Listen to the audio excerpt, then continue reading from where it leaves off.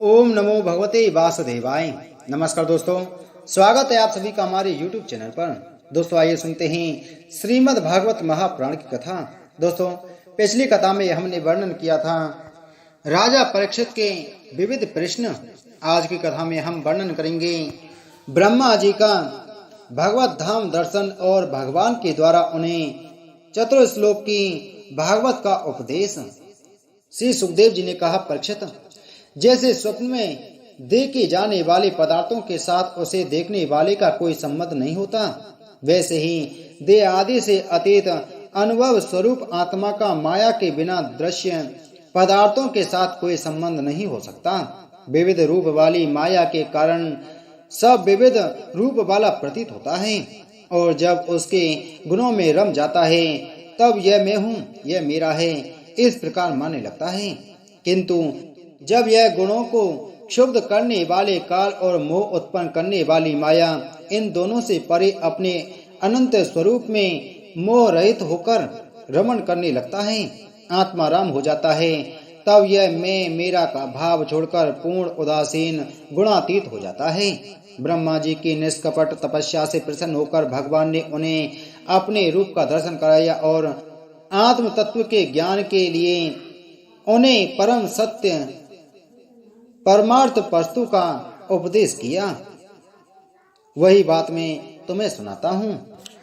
तीनों लोकों के परम गुरु आदिदेव ब्रह्मा जी अपने जन्म स्थान कमल पर बैठकर सृष्टि करने की इच्छा से विचार करने लगे, परंतु जिस ज्ञान दृष्टि से सृष्टि का निर्माण हो सकता था और जो सृष्टि व्यापार के लिए वांछनीय है, वह दृष्टि उन्हें प्राप्त नहीं हुई।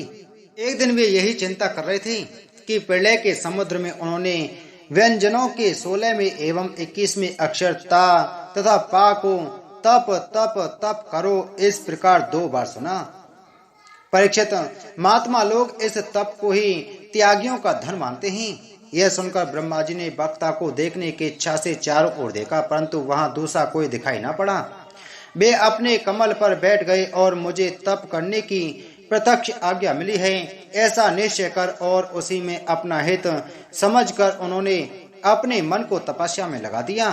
ब्रह्मा जी तपस्वियों में सबसे बड़े तपस्वी हैं, उनका ज्ञान अमोघ है। उन्होंने उस समय 1 सहस्त्र दिव्य वर्ष पर्यंत एकाग्र चित्त से अपने प्राण, मन, कर्मेंद्रिय और ज्ञानेंद्रियों को बस में करके ऐसी तपस्या की जिससे वे समस्त लोगों को प्रकाशित करने में समर्थ हो सके। उनकी तपस्या से प्रसन्न होकर भगवान ने उन्हें अपना वह लोक दिखाया जो सबसे श्रेष्ठ है और जिससे परे कोई दूसरा लोक नहीं है। उस लोक में किसी भी प्रकार के क्लेश, मोह और भय नहीं है। जिन्हें कभी एक बार भी उसके दर्शन का सौभाग्य प्राप्त हुआ है, वे देवता बार बार उसकी स्तुति करते रहते हैं। जहाँ रजोगुण, तमोगुण और इनसे मिला हुआ सत्व गुण भी नहीं है, वहाँ न काल की दाल गलती है और न माया ही कदम रख सकती है। फिर माया के बाल बच्चे तो जा ही कैसे सकते हैं। वहाँ भगवान के वे पार्षद निवास करते हैं जिनका पूजन देवता और दैत्य दोनों ही करते हैं। उनका उज्जवल आभा से युक्त श्याम शरीर, शतदल कमल के समान कोमल नेत्र और पीले रंग के वस्त्र से शोभायमान है। अंग अंग से राशि राशि सौंदर्य बिखरता रहता है। वे कोमलता की मूर्ति हैं। सभी के 4-4 भुजाएं हैं। वे स्वयं तो अत्यंत तेजस्वी हैं ही मणि जड़त स्वर्ण के शोभा में आभूषण भी धारण किए रहते हैं। उनकी छवि मूंगे, वैदूर्य मणि और कमल के उज्ज्वल तंतु के समान है। उनके कानों में कुंडल, मस्तक पर मुकुट और कंठ में मालाएं शोभायमान हैं। जिस प्रकार आकाश बिजली सहित बादलों से शोभायमान होता है, वैसे ही वह लोक मनोहर कामिनियों की कांति से युक्त महात्माओं के दिव्य तेजों में विमानों से स्थान स्थान पर सुशोभित होता रहता है। उस वैकुंठ लोक में लक्ष्मी जी सुंदर रूप धारण करके अपनी विविध विभूतियों के द्वारा भगवान के चरण कमलों की अनेकों प्रकार से सेवा करती रहती हैं। कभी कभी जब वे झूले पर बैठकर अपने प्रियतम भगवान की लीलाओं का गायन करने लगती हैं, तब उनके सौंदर्य और सुरभि से उन्मत्त होकर भौरे स्वयं उन लक्ष्मी जी का गुणगान करने लगते हैं। ब्रह्मा जी ने देखा कि उस दिव्य लोक में समस्त भक्तों के रक्षक लक्ष्मीपति, यज्ञपति एवं विश्वपति भगवान विराजमान हैं। सुनंद, नंद, प्रबल और अरहन आदि मुख्य मुख्य पार्षदगण उन प्रभु की सेवा कर रहे हैं। उनका मुख कमल प्रसाद मधुर मुस्कान से युक्त है। आंखों में लाल लाल डोरियां हैं, बड़ी मोहक और मधुर चितवन है। ऐसा जान पड़ता है कि अभी अभी अपने प्रेमी भक्तों को अपना सर्वस्व दे देंगे। सिर पर मुकुट, कानों में कुंडल और कंधे पर पीताम्बर जगमगा रहे हैं। वृक्ष स्थल पर एक सुनहरी रेखा के रूप में श्री लक्ष्मी जी विराजमान हैं और सुंदर 4 भुजाएं हैं। वे एक सर्वोत्तम और बहुमूल्य आसन पर विराजमान हैं। पुरुष, प्रकृति, महतत्व, अहंकार, मन, 10 इंद्रियां, शब्दादि 5 तन्मात्राएं और पंचभूत, ये 25 शक्तियां मूर्तिमान होकर उनके चारों ओर खड़ी हैं। समग्र ऐश्वर्य, धर्म, कीर्ति, श्री, ज्ञान और वैराग्य, इन 6 नित्य सिद्ध स्वरूप भूत शक्तियों से वे सर्वदा युक्त रहते हैं। उनके अतिरिक्त और कहीं भी ये नित्य रूप से निवास नहीं करती। वे सर्वेश्वर प्रभु अपने नित्य आनंदमय स्वरूप में ही नित्य निरंतर निमग्न रहते हैं। उनका दर्शन करते ही ब्रह्मा जी का हृदय आनंद के उद्रेक से लबालब भर गया। शरीर पुलकित हो उठा, नेत्रों में प्रेमाश्रु झलक आए। ब्रह्मा जी ने भगवान के उन चरण कमलों में जो परमहंसों के निवृत्ति मार्ग से प्राप्त हो सकते हैं, सिर झुकाकर प्रणाम किया। ब्रह्मा जी के प्यारे भगवान अपने प्रिय ब्रह्मा को प्रेम और दर्शन के आनंद में निमग्न शरणागत तथा प्रजा सृष्टि के लिए आदेश देने के योग देखकर बहुत प्रसन्न हुए। उन्होंने ब्रह्मा जी से हाथ मिलाया तथा मंद मुस्कान से अलंकृत वाणी में कहा।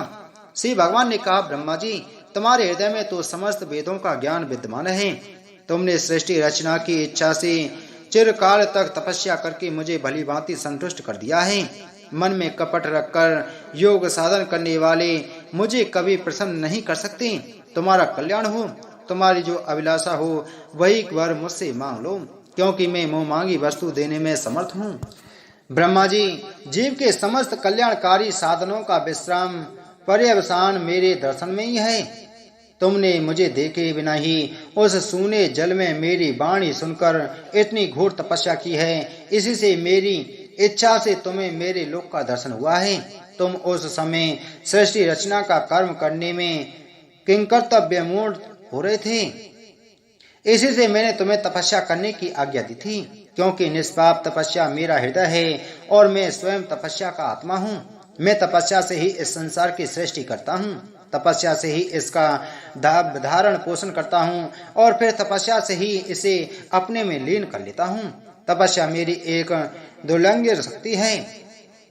ब्रह्मा जी ने कहा, भगवान, आप समस्त प्राणियों के अंतःकरण में साक्षी रूप से विराजमान रहते हैं। आप अपने अप्रतिहत ज्ञान से यह जानते ही हैं कि मैं क्या करना चाहता हूँ। नाथ, आप कृपा करके मुझ याचक की यह मांग पूरी कीजिए कि मैं रूप रहित आपके सगुण और निर्गुण दोनों ही रूपों को जान सकूं। आप माया के स्वामी हैं। आपका संकल्प कभी व्यर्थ नहीं होता। जैसे मकड़ी अपने मुंह से जाला निकालकर उसमें कीड़ा करती है और फिर उसे अपने में लीन कर लेती है, वैसे ही आप अपनी माया का आश्रय लेकर इस विविध शक्ति संपन्न जगत की उत्पत्ति, पालन और संहार करने के लिए अपने आप को ही अनेक रूपों में बना देते हैं और क्रीड़ा करते हैं। इस प्रकार आप कैसे करते हैं, इस मर्म को मैं जान सकूं। ऐसा ज्ञान आप मुझे दीजिए। आप मुझ पर ऐसी कृपा कीजिए कि सजग रहकर सावधानी से आपकी आज्ञा का पालन कर सकूं और सृष्टि की रचना करते समय भी कर्तापन आदि के अभिमान से बद न जाऊं। प्रभु, आपने एक मित्र के समान हाथ पकड़कर मुझे अपना मित्र स्वीकार किया है। अतः जब मैं आपकी इस सेवा सृष्टि रचना में लगूं और सावधानी से पूर्व सृष्टि के गुण कर्मानुसार जीवों का विभाजन करने लगूं, तब कहीं अपने को जन्म कर्म से स्वतंत्र मानकर प्रबल अभिमान न कर बैठूं। श्री भगवान ने कहा, अनुभव, प्रेमा, भक्ति और साधनों से युक्त अत्यंत गोपनीय अपने स्वरूप का ज्ञान मैं तुम्हें कहता हूँ, तुम उसे ग्रहण करो। मेरा जितना विस्तार है, मेरा जो लक्षण है, मेरे जितने और जैसे रूप, गुण और लीलाएं हैं, मेरी कृपा से तुम उनका तत्व ठीक ठीक वैसा ही अनुभव करो। सृष्टि के पूर्व केवल मैं ही मैं था। मेरे अतिरिक्त न स्थूल था, न सूक्ष्म, और न तो दोनों का कारण अज्ञान। जहाँ यह सृष्टि नहीं है, वहाँ मैं ही मैं हूँ, और इस सृष्टि के रूप में जो कुछ प्रतीत हो रहा है वह भी मैं ही हूँ। और जो कुछ बच रहेगा वह भी मैं ही हूँ। वास्तव में न होने पर भी जो कुछ अनिर्वचनीय वस्तु मेरे अतिरिक्त मुझ परमात्मा में दो चंद्रमाओं की तरह मिथ्या ही प्रतीत हो रही है, अथवा विद्यमान होने पर भी आकाश मंडल के नक्षत्रों में राहु की भांति जो मेरी प्रतीति नहीं होती, इसे मेरी माया समझना चाहिए। जैसे प्राणियों के पंचभूत रहित छोटे बड़े शरीरों में आकाश आदि पंच महाभूत उन शरीरों के कार्य रूप से निर्मित होने के कारण प्रवेश करते ही हैं और पहले से ही उन स्थानों और रूपों में कारण रूप से विद्यमान रहने के कारण प्रवेश नहीं भी करते, वैसे ही उन प्राणियों के शरीर की दृष्टि से मैं उनके आत्मा के रूप से प्रवेश किए हुए हूँ और आत्म दृष्टि से अपने अतिरिक्त और कोई वस्तु न होने के कारण उसमें प्रविष्ट नहीं हुई हूँ। यह ब्रह्म नहीं, यह ब्रह्म नहीं, इस प्रकार निषेध की पद्धति से और यह ब्रह्म है, यह ब्रह्म है, इस अन्वय की पद्धति से यही सिद्ध होता है कि सर्वातीत एवं सर्वस्वरूप भगवान ही सर्वदा और स्वतंत्र स्थित है। वही वास्तविक तत्व है। जो आत्मा अथवा परमात्मा का तत्व जानना चाहते हैं उन्हें केवल इतना ही जानने की आवश्यकता है। ब्रह्मा जी, तुम अविचल समाधि के द्वारा मेरे इस सिद्धांत में पूर्ण निष्ठा कर लो। इससे तुम्हें कल्प कल्प में विविध प्रकार की सृष्टि रचना करते रहने पर भी कभी मोह नहीं होगा। श्री सुखदेव जी कहते हैं, लोक पिता में ब्रह्मा जी को इस प्रकार उपदेश देकर अजन्मा भगवान ने उनके देखते ही देखते अपने उस रूप को छिपा लिया। जब सर्वभूत स्वरूप ब्रह्मा जी ने देखा कि भगवान ने अपने इंद्रिय गोचर स्वरूप को हमारे नेत्रों के सामने से हटा लिया है, तब उन्होंने अंजलि बांधकर उन्हें प्रणाम किया और पहले कल्प में जैसी सृष्टि थी उसी रूप में इस विश्व की रचना की। एक बार धर्मपति प्रजापति ब्रह्मा जी ने सारी जनता का कल्याण हो अपने इस सर्वस्वार्थ की पूर्ति के लिए विधि पूर्वक यम नियमों को धारण किया।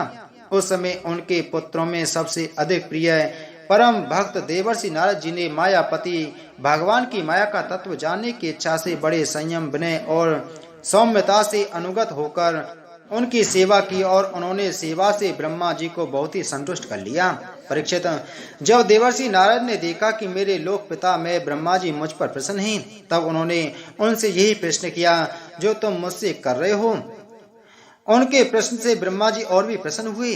फिर उन्होंने यह 10 लक्षण वाला भागवत पुराण अपने पुत्र नारद को सुनाया, जिसका स्वयं भगवान ने उन्हें उपदेश किया था। परीक्षित, जिस समय मेरे परम तेजस्वी पिता सरस्वती के तट पर बैठकर परमात्मा के ध्यान में मग्न थे, उस समय देवर्षि नारद जी ने वही भागवत उन्हें सुनाया। तुमने मुझसे जो प्रश्न किया है कि विराट पुरुष के इस जगत की उत्पत्ति कैसे हुई तथा दूसरे भी जो बहुत से प्रश्न किए हैं, उन सब का उत्तर मैं उसी भागवत पुराण के रूप में देता हूँ। बोलो श्रीमद् भागवत महापुराण की जय। बोलो श्री कृष्णचंद्र भगवान की जय।